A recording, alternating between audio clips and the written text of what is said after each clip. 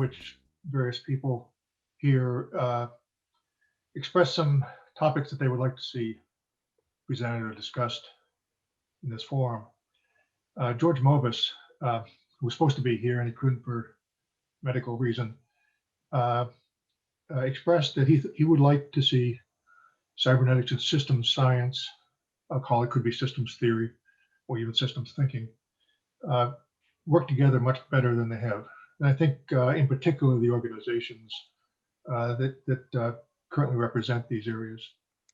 I thought it might be useful to talk about some of what I see are some differences and potentials, and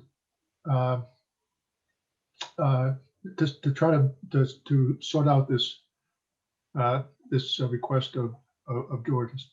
I will say that in other discussions I've had on this topic with other people, a lot of times it comes down to language, and others will say, you're just using words in a different way.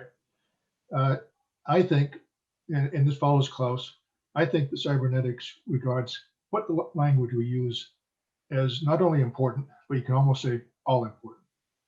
And so that begins part of what I'd say about this. So this is how I talk about the issue. Many of those who are aligned with cybernetics and system science desire to collaborate. I'm one of those. And the fact that we're not doing more is part of the issue.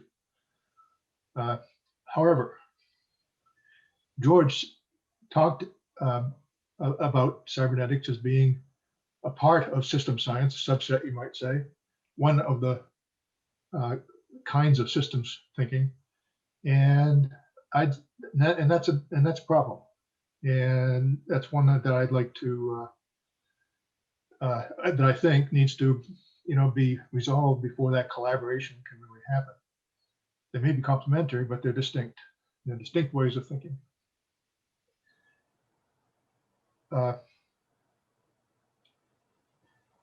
So there are some common interests. For example, systems is a common interest. There are significant differences in the perspectives and approaches. And collaboration, in order for it to happen, requires conversation, I say. Conversation requires listening, probing, provoking. And cybernetics seeks new ideas for new conversations, not a universal, eternal truth, which I think follows also what Klaus is just talking about. So by way of disclosure, in just a few slides that I'll present here,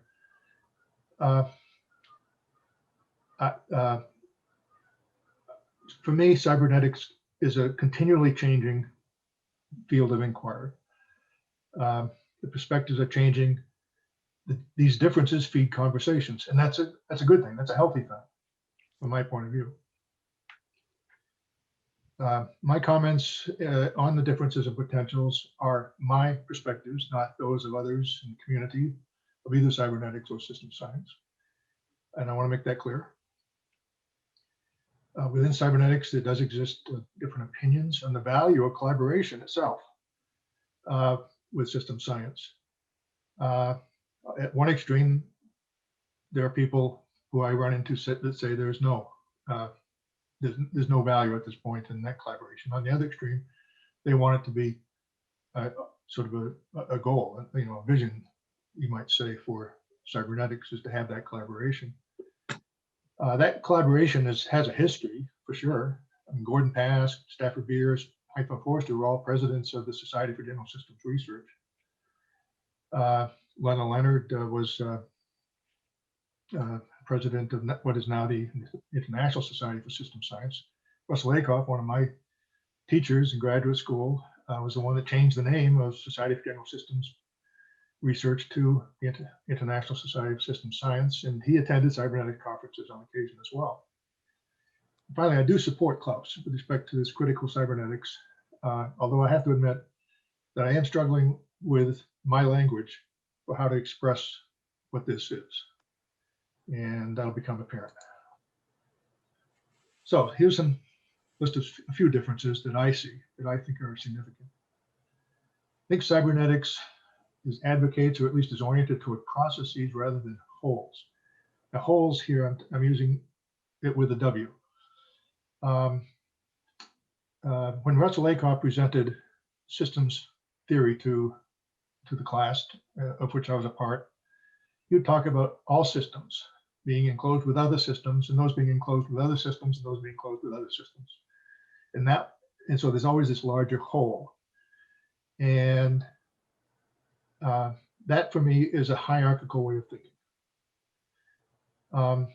If at some point I stop that progression of wholes and wrap it around back into itself, I now have a circularity, a paradox, if you will, which generates process.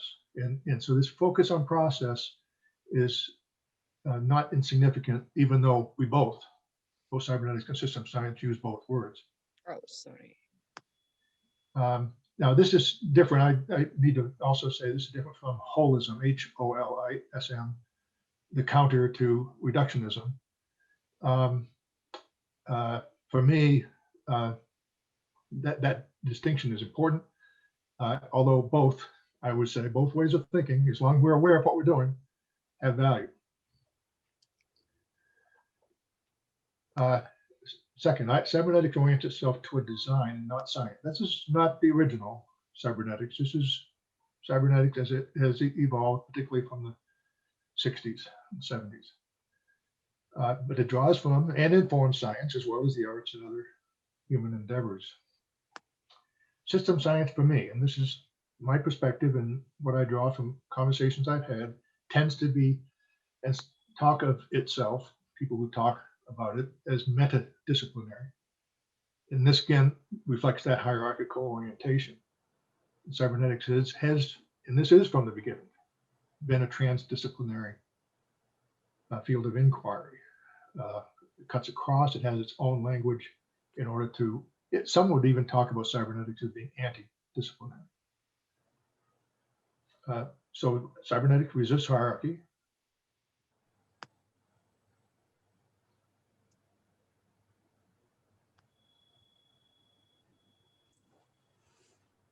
Looks like you have a connection issue, Larry. Can you hear us?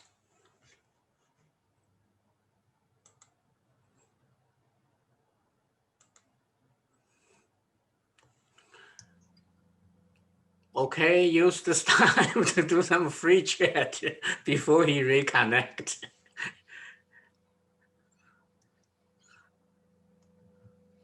Larry. See, that's one of the cybernetic problem. Okay, before he comes back. That's the problem of the interface. Don't forget, it's a problem of the interface between human beings and technology. I just want to talk about the importance of what we are doing here with Klaus's and Larry's presentations. I'm starting to interface with Vint Cerf and Mei-Ling Feng from the IEEE and the UN use of computer systems and cyber, and in a sense, they're tools of cybernetics. And they are so much in the technology fold that Klaus talked about in terms of the technologies. They don't understand in the larger context.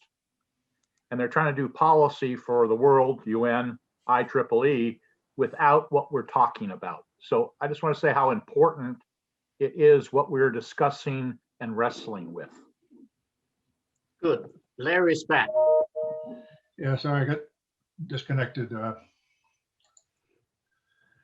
I don't know how far we got. I'm on myself on the fourth bullet here. And I'll just repeat what I said if you didn't get it. Cybernetics resists hierarchy. It offers a way of thinking about ways of thinking, but not in a meta sense, because cybernetics, as a way of thinking, is one of those ways of thinking about which it is about. And this generates process. It's also quite humbling if you stop and think.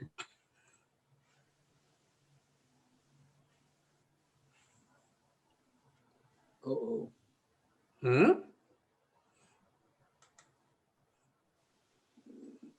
I think it's frozen again. Yeah, it's frozen. I'll take this opportunity to interject a comment on Klaus's presentation. Klaus, I just thought that was excellent. Just you summarized and brought together a whole series of historical and factual and realistic issues and presented a very rational argument. And I feel privileged to have listened to it this morning. So thank you. Thank you. Can I make a comment of Larry's? I think the one thing that I like, and I fully agree with the orientation to the design as opposed to science. I mean, my complaint to system science is always, we have to understand systems. That's fine. We have to understand systems, no doubt. But the point is actually what to do with this understanding. So I think the issue of design is, I think, important. And I fully agree with Larry on that. Then the issue of process, yes. And I said also with Ashby focuses constantly, it's not just an understanding of the system, let's say the structure, rather than tracing of the consequences. And so that is something which is very important. Where I don't quite, or I'm mixed in agreement with him, 2 points. One is the issue of resisting hierarchy. Yes, on the level of cybernetics theorizing, exploration, examination, I think hierarchies are disastrous because they mean actually that there are authorities, some are more authoritative than others, and that kills actually the critical aspect of cybernetics.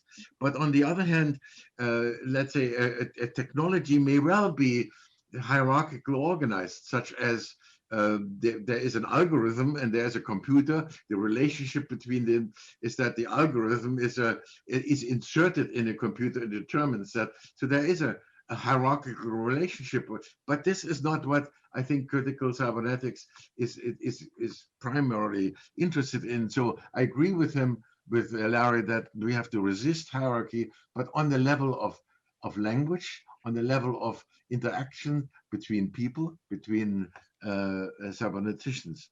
Now, and the other one is anti-discipline. Well, I don't know what a discipline is. I mean, I'd like to talk about discourse. As I said, the discourse of physics, the discourse of therapy, these are all specialized discourses which have a certain terminology, have a certain kind of ways of handling methods and dealing particularly with other people in a certain way, and as a consequence, construct certain kinds of realities. And so I think one could say that for me, critical cybernetics is just another kind of discourse. It's incompatible with chemistry. It's incompatible with engineering. Engineering is a discourse that creates also machines, but they cannot listen to the language of their users. They impose a logic of mechanisms onto their users. And so that is, I think, something that one has to differentiate. There was another minor thing. I have a lot of fun debates with Larry. He talks of his thinking, cybernetic thinking. And I say, how the hell do I know why you think unless you tell me? And I think to me, that is much more important, therefore, to listen to how someone says he thinks, or someone verifies how someone else thinks, whether that is the same or not. We have no access to someone thinking other than on our own. And I think we have to be careful not to be too subjectivist and imposing of our own subjectivity as if this would be it. And so this is my criticism with system science, when there's always the issue of understanding a system, that's fine. But the point is actually, what are the implications? The implication not just to your own understanding, but also to other people that are involved, interact with the system. Okay, Larry. Larry's Please back. continue. Yeah, that's good. Yeah, I'm sorry, I'm getting disconnected here on occasion. I think there's also a different orientation toward the topic of purpose. In cybernetics, and this comes from actually Gordon Pask, but others also. Can Stanford you Beer speak a says bit louder, please? the purpose of a system is what it does. Period. Simply that, purpose of a system. I think Stanford Beer said that. There's also purpose for a system, which is what a designer user wants it to do. Purpose is not some mystical quality that systems have. And if you identify the purpose, then you can study the system after that. This is an issue, and it's one that I have some personal interest in. So some implications of these. Cybernetics currently, my version, explores and offers language. And one of the consequences is that we live in language, that which we treat as reality, if you will, if you want to use that word, comes from language. There's nothing else outside of language that we can talk about, obviously, or consider. Cybernetics is enacted in conversation. This represents my particular interest in this this creation, if you will, of cybernetics conversation. And I'll talk more about that in a minute. Cybernetics offers a participatory epistemology. The word epistemology here is used in the broad sense, the general sense, not simply in the philosophical sense. But it's that's different. It's something new.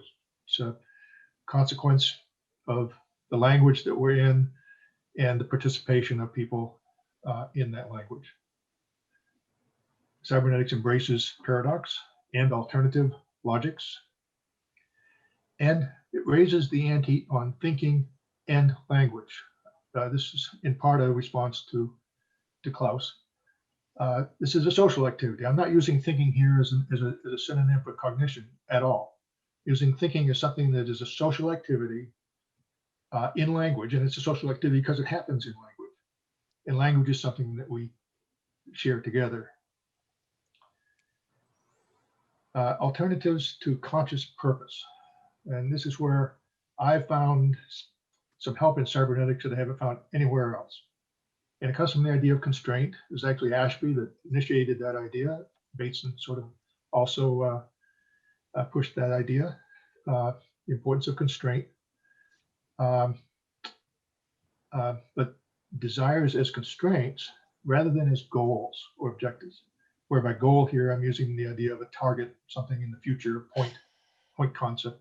Constraint is a spatial concept, something that's right now, right here. My desire is something right now, and it constitutes a space of possibilities.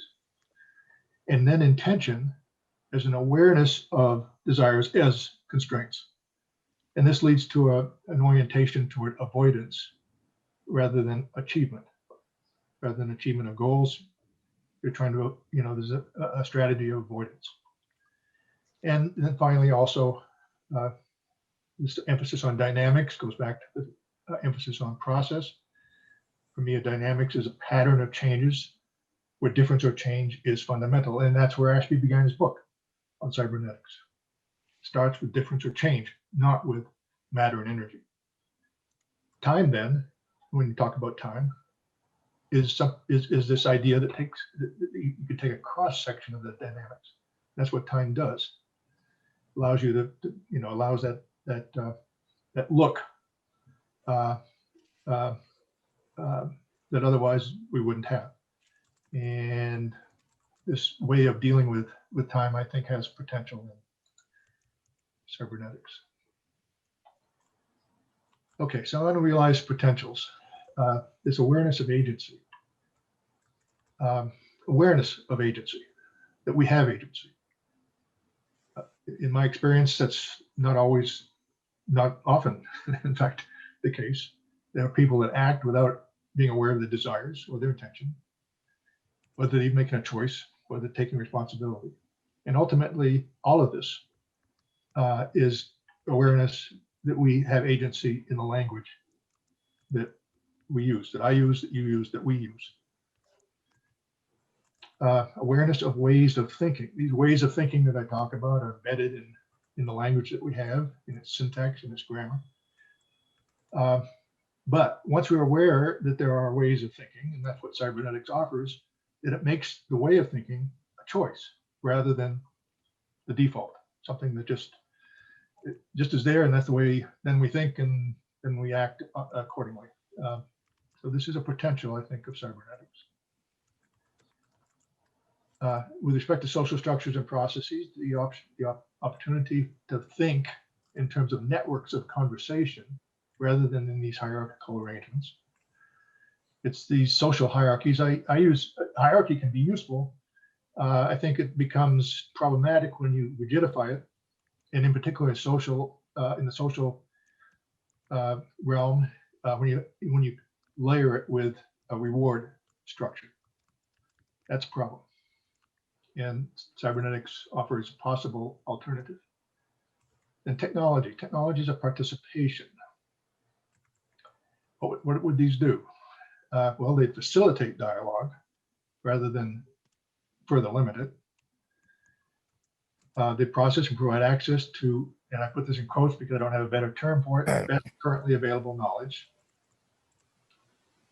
And they support systems of accountability. About just a comment here, there's a certain type of accountability that would be very difficult, and I think it's the kind that Klaus is referring to, that would be very difficult to have in our current society. People would be out of jobs, they wouldn't be able to, they wouldn't be able to make a living. It would really be a problem in the current society. But cybernetics allows an imagining of what is currently impossible.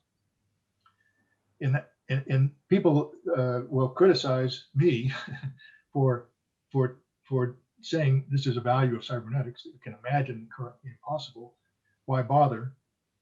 And my response is that if we don't imagine the impossible, it won't ever become possible. And it's important to have in mind, and having in our language, that which may now be impossible, but which at some point may become possible if, in fact, it's there to be selected. And this points to the difference between change of system. For me, cybernetics value is in its possibility to reconfigure resources and desire. Desire is our type of resource. Reconfiguration, rather than just a change in a system, which is tweaking and improving.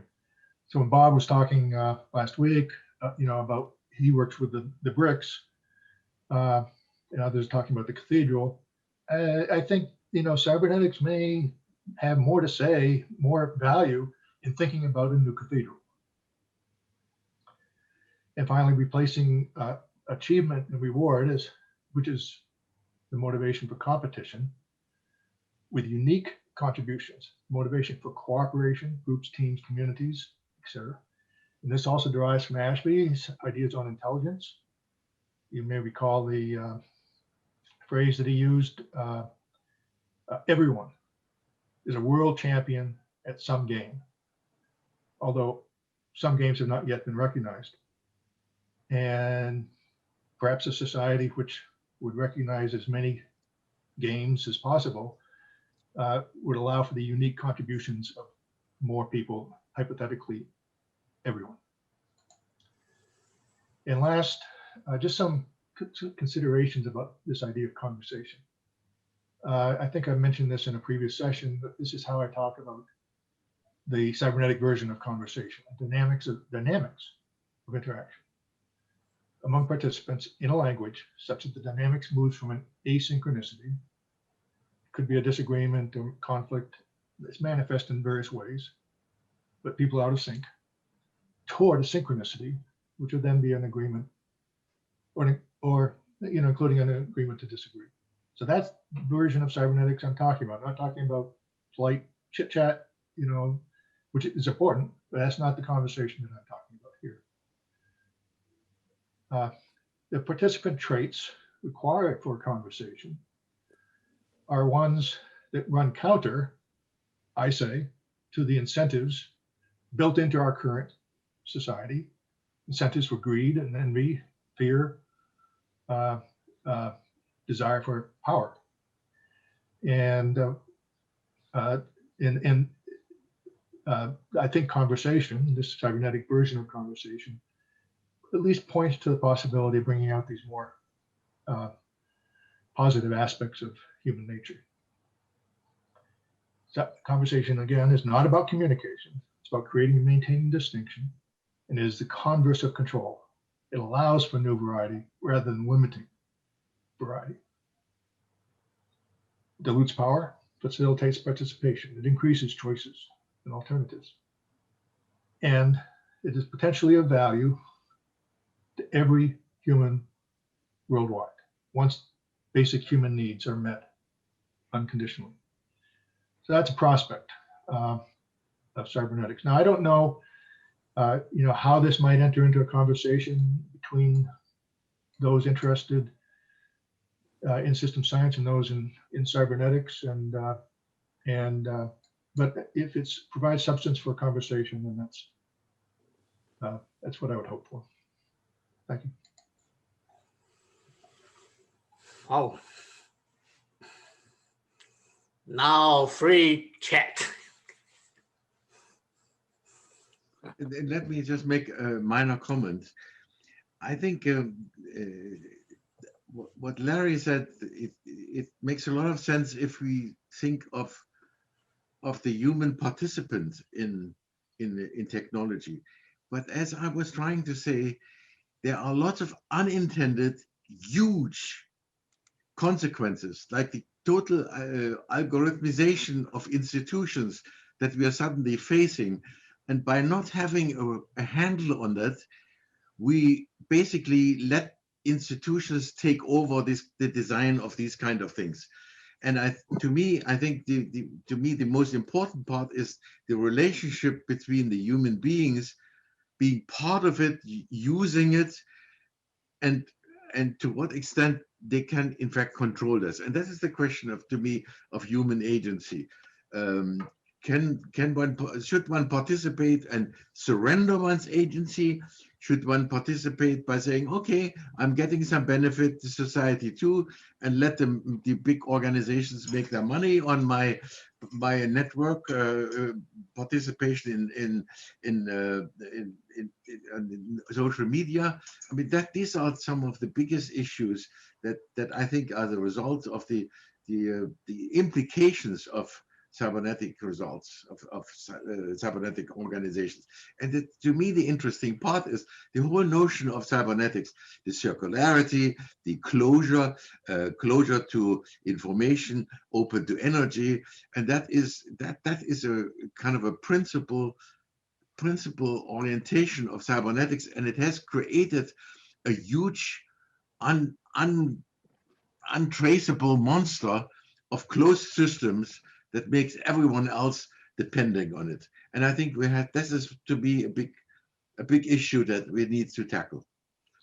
Klaus, what is the similarity and the distinction between your concept of a human agency with what Norbert Wiener expressed in that human use of human beings? That's sort of focused on a similar direction.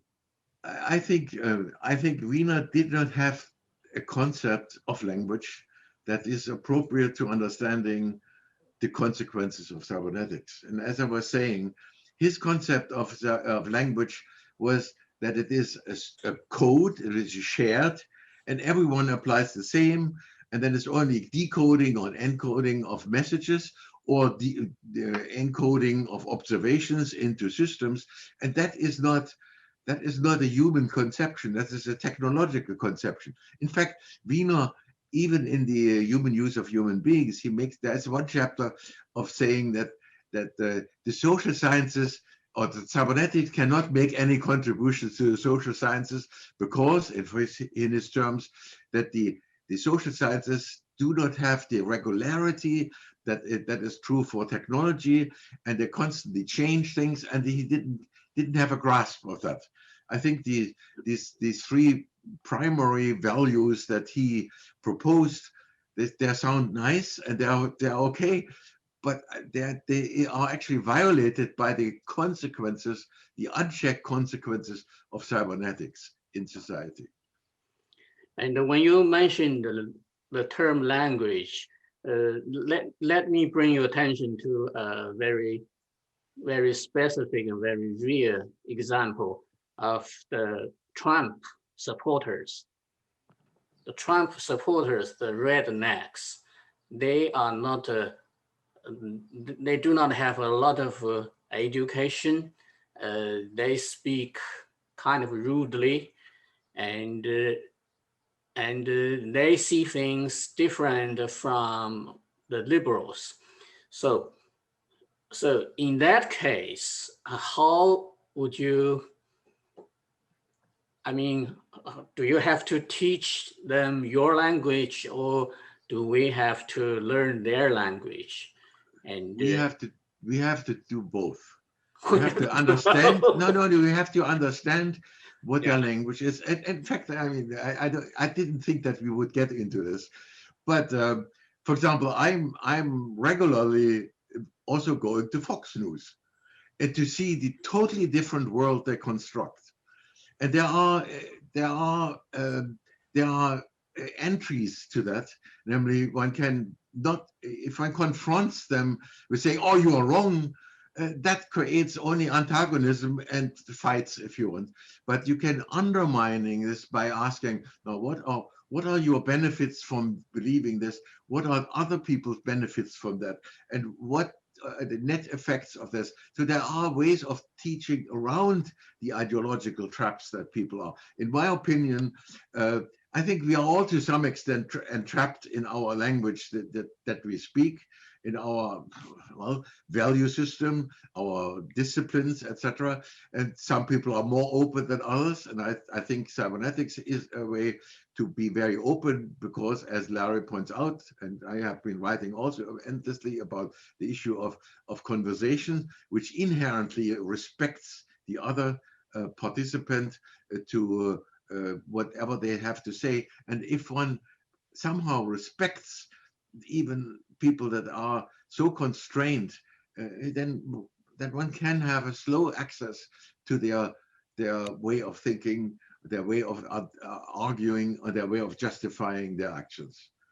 But it is difficult, I know that. But I don't know if we should go into this.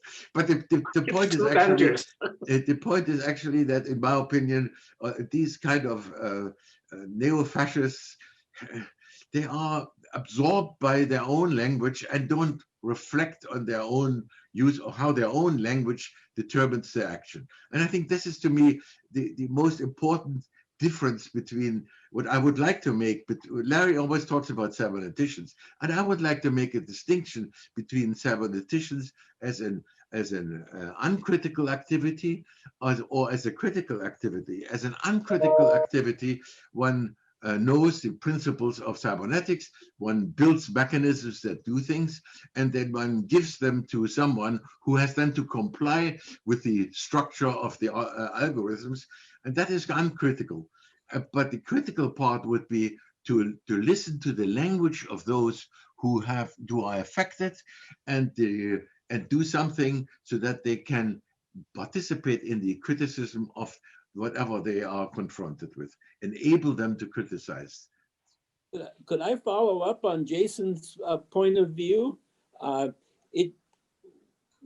history of the 20th century, and perhaps the last half of the 19th century, was written in new languages that developed as a consequence of new human experiences, particularly with regard to, for example, the laws of thermodynamics generated the language of mechanics in a way that influenced human behaviors across the board in human culture. The language of chemistry led to the development of the entire sciences of pharmacology, toxicology, genetics, etc. So this language is there. Later half of the 20th century, your focus on algorithms became a new conversation among engineering and business and economics, etc.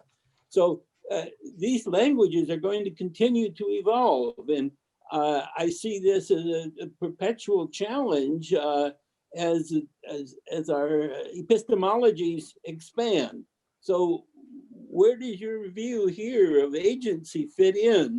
What's going to be the role of agency in this these developments of languages? I think you mentioned, for example, chemistry. Now, chemistry has nothing to do with human beings, except that chemists create it. And so physics is also another kind of language, an older language than chemistry. And physicists are not interested in understanding their own language that creates physical description. And that is, I think, the critical part, that if you are aware of your own language and the language of those who are affected by it, that is a different dimension and I would say that the critical aspect comes in there. If one respects the languages of others, those who participate or are forced to interact with the kind of cybernetic technologies, that is a different kind of level of awareness. And that's where I think critical cybernetics is different from cybernetics. Mike, you have a comment. Mike? Mike, is that me, Jason? Yes, it's you. Well, I guess I'm one of the few systems scientists here who know something about cybernetics, but comes at it from a system science direction, if you like. So, I mean, I found Larry's discussion a little bit depressing, just because somebody so well informed as Larry apparently doesn't know much about what's happened in system science over the last few decades, because system science is a dynamic transdiscipline as well, and the kind of system science he was describing, you could probably say was that which Jan Smuts might have talked about in the beginning of this century, but it's got nothing to do with modern system science or modern systems thinking. In fact, myself as a system scientist would like to say that I agree with almost everything that Larry said, that cybernetics itself is promoting. So I'm really just making the case for the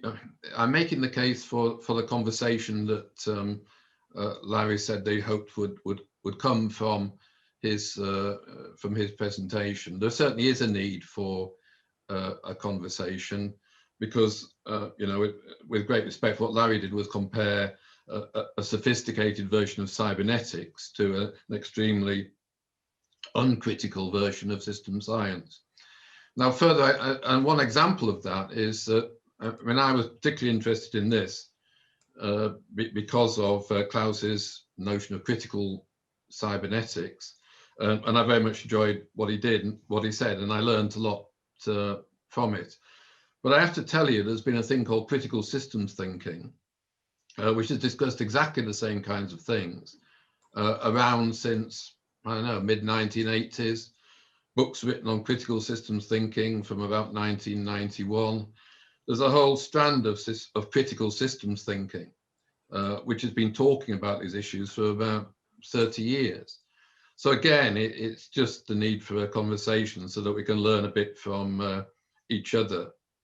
I certainly will not, I do try to read cybernetics material, keep up to date with what's going on in cybernetics, even though my main, I come from a system science background. I do wish that cyberneticians would keep up to date with the work in system science and equally pay respect to what's going on there. Jason, I think that's a clue for another presentation. Yes. Mike's like to say something. Mike's presenting next week. Actually, right after this meeting, Mike, you are doing a lecture on a different Zoom address, right? Yes, after this one, I'm speaking at a Meta Forum event, specifically about the viable system model. So if you are interested, we can just follow him over there. But I'm more interested, Jason, in terms of this discussion. And now, as you say, you have kindly said that I could do something next week in this forum. Yeah, you already scheduled.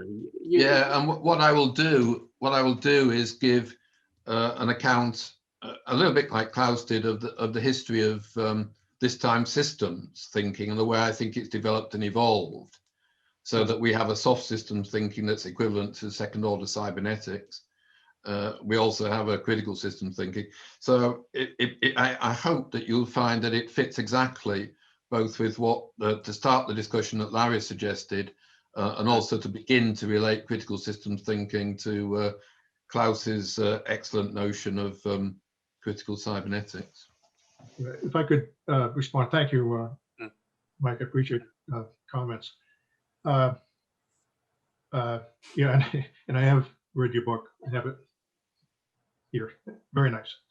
I think what I'm responding to, and if I pick one thing, it was George Mobus's comment that cybernetics is a part of or subset of system science, and rather than something that or a set of ideas that on which a real conversation could be had. And I don't know where to go with it. It's like the way of thinking required in order to have the conversation is what the conversation needs to be about. And so I feel in a way sort of stuck in trying to move this forward. Well, I certainly wouldn't present it like that. And if you know my book, I talk about three, if you like, potentially general systems approaches. Maybe that's the wrong word, but cybernetics is alongside general systems theory and is alongside complexity theory as three transdisciplinary approaches which need to talk to one another. So, and then I derive various methodologies which draw on all of them. So, you know, it certainly is not my conception that it's a subset of system science. And of course, there are cyberneticians who argue that system science is a subset of cybernetics. And I mean, Paul Pangaro, I don't know if he's still here, but he said that the other day on a conference I was at, and I held back. Yeah. I resisted doing that. But as long as the conversation can happen, I guess my experience, and I admit it's an old experience, was that it was always treated as a, you know, as a subset of, you know, it's something someone could do if they wanted to, but they're not something that you need to talk about and improve. In my opinion, let me say it this way. I often quote Klaus because of a very nice email which he once wrote about the difference between cybernetics and systems theory. And systems theory has a very long background in biology. And the issue which I find interesting is whether things are systems or not, and what makes them systems or not systems. Not again. So, for example, in innovation studies, we have a very deep-going discussion about national innovation systems versus regional innovation systems. And people then freeze about those concepts, and everything becomes a system. What is non-systemness? And I think evolution theory becomes very important because of the difference between selection mechanisms, which are structural, and variation mechanisms, which are potentially stochastic. So we always have, to a certain extent, systemness in, but to assume that there is systemness absolute, and even Niklas Luhmann opening his book with, we assume that systems exist. I doubt it, and I think that is leads to metabiology and very far away from the social sciences. Igor, you want to say something? You raised your hand. I tried to say a few things. First, thank you, Klaus and Larry. I found it really interesting, and it enlightened me in a way, especially the parts of the agencies, because well, you can work in your own name and then your agency for yourself, but the more interesting part is when you have an agency doing agent work for somebody who does not really cope with the system. And this is where this agency concepts come so handy, especially in cases where the system outperforms you. For instance, the issue with the judge having, the case where the judge had a system behind it, right? Well, to make odds even, also the potential prisoner should have the same system advocating for him. So you have a deliberate agency doing that, right? And the arguments might be quite different. The data quality, which is obviously lacking, would be quite differently. So, it's not always a human versus a system, or human agency versus an artificial intelligence agency. This I think these are the concepts that will develop to be very interesting in the future. So yeah, thank you for putting that out. And the second thing is, frankly, I don't really understand the division between system thinking and cybernetics, right? Both of them are saying, well, we are transdisciplinary. We are combining every science. Both are saying that. But then when we come to discussion, we're trying to seek the differences, not the points that get us together to say, well, let's cyber systemic point of view. We're trying to say, oh yes, well, we'll deal with that and we deal with the other. But I'm sorry, this is exactly the point we are making with other scientific disciplines. Separation, reduction. Think of, I would prefer to have it otherwise. If you're looking for differences, let's try to see where system thinking can support cybernetics and vice versa. Yeah. Thank you. Can I make a brief response to that? The difference between cybernetics and systems science is really historical. System science comes entirely from biology. Generalizing biological systems which are so integrated, so holistically formed, and so to larger societies or to everything, whereas cybernetics started, as I said, from the notion of circular feedback that introduces dynamics in all kinds of things. So that is, I think, the historical difference. And to me, the critical part is actually, my critical part of system science is, will system science can system science talk about social systems where people are aware of their system participation? That is really the issue. And I think in society, we are aware of certain kind of things to participate, and our language allows us to participate, make commitments to organizations, ideologies, whatever. And that is a different kind of system than the systems that are kind of all together all the time. All organs communicate with each other simultaneously and are perfectly harmoniously forming wholes. Lowell. That is just the wrong conception of system science, Klaus. Well, you explained to me better. Well, may there've been I'll just say it quickly if you don't mind, Margaretha, and then I'll shut up. There were, of course, social system scientists long before there were cyberneticians. There were people like Durkheim, for example, and there were anthropologists who were systems thinkers. Walter Buckley was a systems thinker who based his work upon agency. It's simply a wrong misconception of systems thinking, what you're describing. And of course, systems thinking has moved on as well since von Bertalanffy and that organismic trend. You could argue that cybernetics was based on servo mechanisms and Cannon's notion of homeostasis. The fact is they've both been dynamic, developing transdisciplines. And if we want to communicate, we have to read what each other is saying within our transdisciplines, because there's a lot to learn both ways. Lowell? The comment that I wanted to make was actually something I heard you say in September, Mike, and that was about world hypothesis and Stephen Pepper's work as a middle ground. And that's also in response to Igor. I found that also interesting. Like, why are we always focusing on the differences and not focusing on the commonalities? And I'm curious, Klaus, but also Mike, does the work of Stephen Pepper, that he kind of points out we have root metaphors, and we're kind of cycling among the 4 root metaphors that he identifies as being fertile.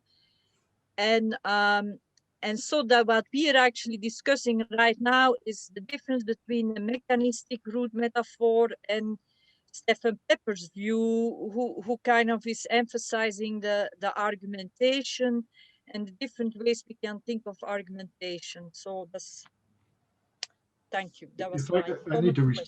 If I could just respond quickly. This is probably me, but I'm always looking for the incompatibilities, even the opposing ideas. In what I do, and I find that to be supported within the cybernetics community. And it's supported because those incompatibilities or even opposing ideas are the source of conversation. In other words, yes, commonalities are important, but there's nothing new to be acquired from the commonalities. What's going to become new is going to come out of the differences. Can I just respond to Marguerite again very briefly? I think there are cyberneticians which emphasize the mechanistic root metaphor. There are cyberneticians which emphasize the organismic root metaphor, and there are cyberneticians which emphasize the contextualist root metaphor, referring to Pepper's work specifically. And the same is the case in system science. There are system scientists that emphasize the mechanistic root metaphor. Some emphasize the organismic root metaphor, and some emphasize the contextualist root metaphor. Akoff, for example, with his notion of social system science, emphasizes the contextualist root metaphor. So actually, you're likely to find more differences within system science between different system scientists, and in cybernetics between different first order, second order, third order cyberneticians than you are between, say, second order cyberneticians and soft system thinkers, both who are contextualist in the way that they think about the world. Lowell. I want to thank Larry and Klaus for giving me 2 different concepts that I think we need to combine. I'd like to compare what we're doing now with the original title of the Macy meetings, which was Circular Causality and Feedback Mechanisms in Biological and Social Systems. And what, have we added value to what they were talking about then? And I think, yes, we have added something distinctively different than the descriptive science that they were talking about that resulted in the mechanistic embodiments, metaphors, etc. And the 2 concepts, I'm trying to combine Klaus's and Larry's ideas. From Klaus, I really want to applaud the idea of agency, but we need to also talk about because you combine agency with consequence. That is a very profound thing. And that leads to what I see as your core concept that adds value to what we talked about 50, 70 years ago, is epistemological mistakes. And those epistemological mistakes are embodied in the agency of institutions. So the idea of having a critical theory based upon epistemological mistakes would then provide us a tool of cybernetic critical theory, systems critical theory, I don't care what you call it, but it's not enacted yet. I mean, you get critical social theory of the Marxist school that it was very powerful. They went across the world and in universities with their ideas. These ideas we're talking about in terms of epistemological mistakes has not been embodied in a public intellectual, in think tanks, etc. And then I want to combine what you're saying, Klaus, with what Larry is talking about, which is, Larry, I see what you're talking about as the difference between finite games, finite, within a context, and infinite games that create the possibility of new contexts. The free will issue. Yes, we're all in prison. The question is, can we change the context of our prison? So the ability to look at a critical theory that Klaus is advocating, we need to be able to get those public intellectuals to help people like Vint Cerf that are entrapped in this technological fold to look at, they're talking about consequences to the social systems around the world. They don't know how to talk about it. We need a literature of critical theory to take on, and I'll give you one specific example, which is what Eisenhower talked about in terms of the military industrial complex, or the medical industrial or hospital industrial complex, or the educational industrial complex. Those are dyadic structures that imprison the thinking within what has been passed in the power players. So how does critical cybernetic theory, systems theory, attack a military industrial complex that does not allow the free recontextualization and potential for evolutionary potentials? So I think indeed we are going past the circular causality and feedback. And I think one of the stepping stones is exactly those epistemological mistakes that allow us to have a critical theory. But the question is, what game are we in? A finite game of power, context, etc., was what's given, or an infinite game that allows the potential of a wider, broad spectrum of freedoms? Yeah, I'd accept what you said, Lowell. I would not use the words finite and infinite games. That moves the conversation in a way I would not prefer it to go in. And instead of context, I would say language. Yeah, we need alternative languages and ways of talking and ways of thinking. In terms of what to do, this is a question: what to do? And I can only give you, my perspective.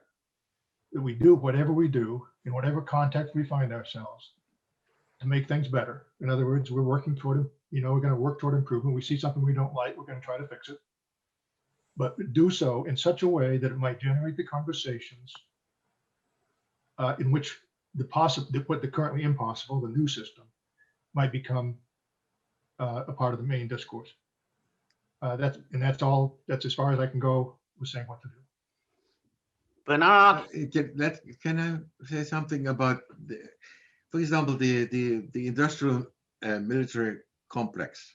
Well, this is a very abstract term of a system that probably, because it is so simple to talk about it, defies understanding. I think the point is actually to really get into and asking, how is this constituted?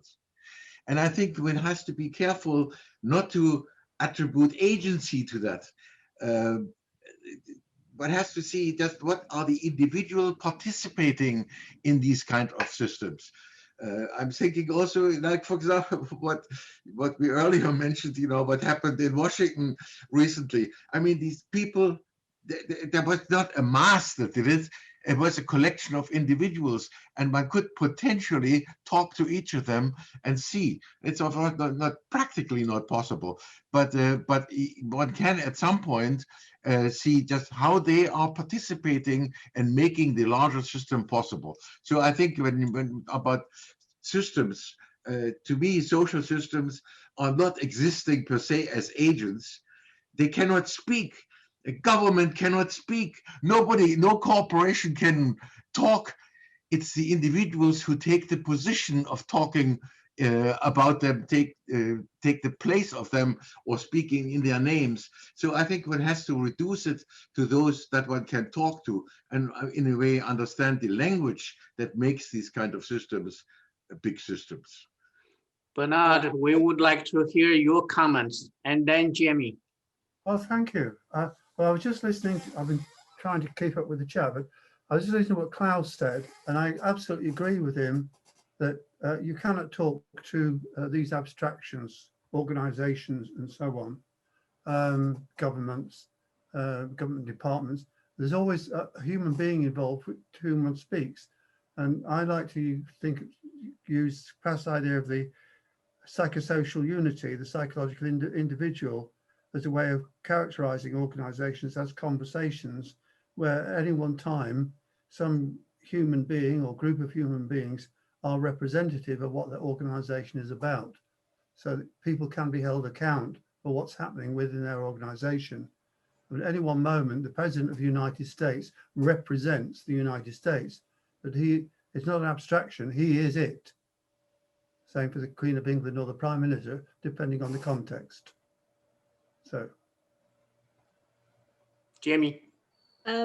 Following up to Klaus, when he quoted or paraphrased Richard Rorty, I propose to explore the following powerful metaphors that I think. So we use critical, but what do we mean by critical? And I found that some people use critical interchangeably with argumentative. And so the discourse community is an argumentative community. So what are the powerful metaphors that we use, and you can actually see them in action or in writing? As argument as war, where it's all about winning and losing, and it's amazing how many people use that. Then there is argument as dancing, just that you do a move and a counter move, and one could observe that in analytical philosophy, where there's like this back and forth arguing, and it's all very polite. And now we have argument as building the cathedral, like the Masons. They don't want to be inside when the cathedral topples, and they want the cathedral to remain standing for ages, centuries. But on the other hand, once the cathedral is finished, they walk away. So the stake is not clear. And then the other one that I think is the most inspiring is from Otto Neurath, that we're all on a raft in the middle of the sea and we're repairing it. And so we have a choice with pushing each other in the water. And so then eventually there's only one person on the raft, but he doesn't have the knowledge maybe to repair the raft. Or alternatively, that we all work together and we maybe see planks in the sea or plankton or whatever, that we can keep on building the raft and making it bigger. So these are 4 different metaphors to talk about argumentation. And I think I capture here what Larry said. Dus when we read, we don't read to attack, but we read, I guess, to see what's missing in our view and then to complement it. But the challenge is like how we put it in words. And I think these metaphors about argumentation, which I got, by the way, from other people, like of Van Johnson, for instance, also, they're helpful, I think. Igor. Oh, yes. Well, Bernard, I must disagree with everybody who says that if you are in an organization, you can speak with your own voice, because you can't.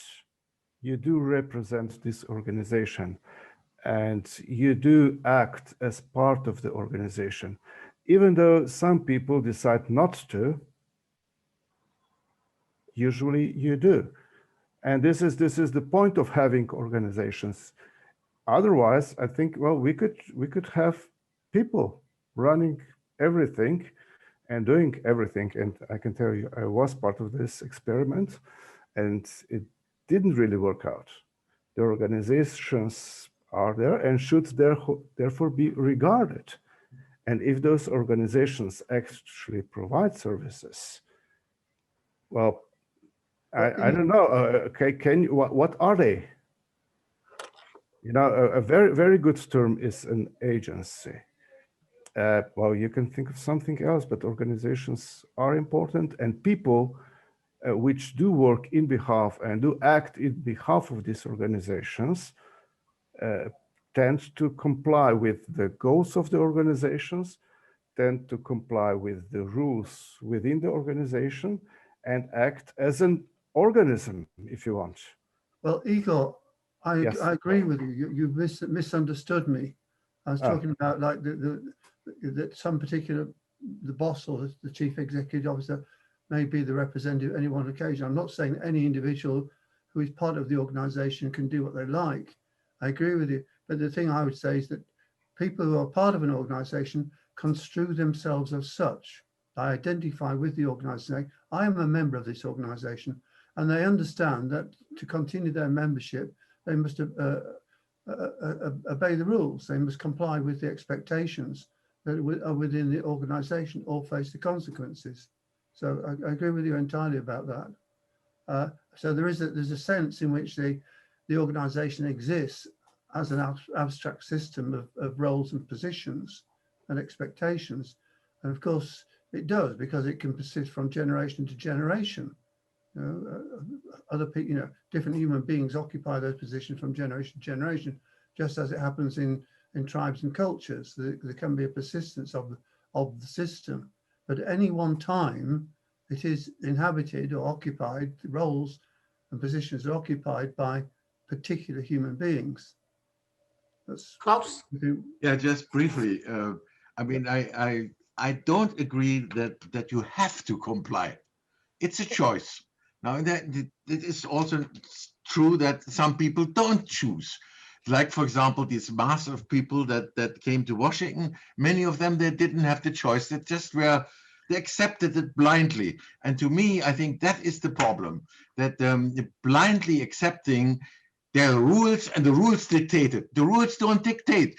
The rules are made by someone, they are written by someone, and they have to be accepted in order to be effective. And this is not so that there's an objective system that everyone has to comply with. The other way around, one accepts, one conceptualizes the system in which one is in, one agrees to be participating, or one ignores completely. And then, you know, that's just this whole problem with fascism. The best excuse is my Führer told me so. And I mean, that is the type of thing that I am just fundamentally opposed to. So am I. Oh, well. I was not at all implying that people do not have a choice in these situations. Clearly, the choices are very, very difficult to be made. You know, one has to deceive, whatever, in order to survive. There are very desperate situations in which people you know, go along with the organization in order to survive, although they hate it or But do not. who survives, the organization or the individuals? Can you throw about all the individuals out and have the organization survive? Individuals choosing to participate in the system in order to survive. It's the structure of expectations. Concentration camps, for heaven's sake. What did they do? It's the structure of expectations Some rebelled which and survives. died. Others conformed in order to survive. Okay, we have lower. Why don't you wrap it up so some of you can go to Mike's We have an session. interesting topic for the future, and that is whether institutions think and speak, and how do they think